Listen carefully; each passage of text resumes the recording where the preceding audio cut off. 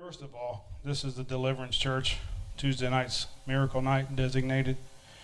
But a lot of people come to church a lot for miracles, and they just come and plop down on the pew and say, "Give it to me."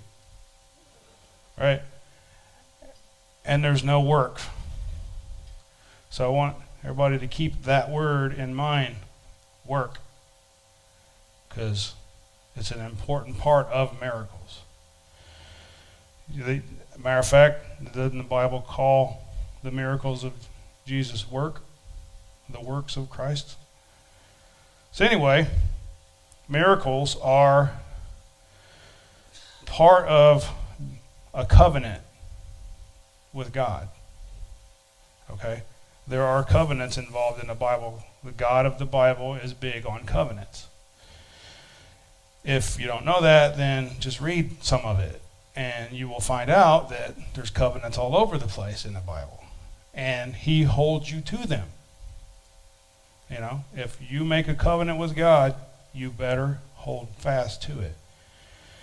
Now, I'm going to show you an example of a covenant that isn't an ancient thing.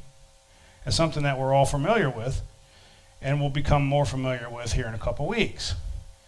So some of us see this quite often. What is that? For better or worse, rich or for poor, right? Is everybody familiar with what covenant this is part of? Marriage. Marriage is what brings us together today. Has everybody seen The Princess Bride? Anyway, these are covenant words spoken in a marriage between a man and a woman in front of a congregation to God. Right? According to God's holy ordinance, therefore I pledge thee my love. And you're making a covenant not only with the person that you're marrying, but you're making that union covenant with God.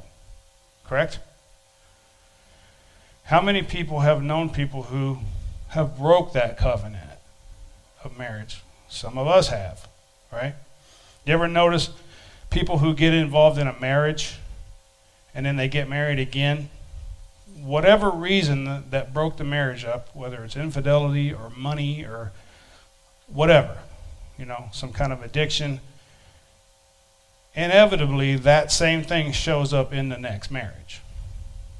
How many people have ever heard that? They're like, no matter how many guys I'm with, I always have to deal with this. And my personal belief is, you stood in front of God and said, no matter what, I will stay with this person, for better or for worse, for rich or for poor, right? And then you left it because of some reason. One of you did. So then you're standing in front of God again, saying, for better or worse, for rich or poor, this time I mean it, with my second or third or fifth marriage, right?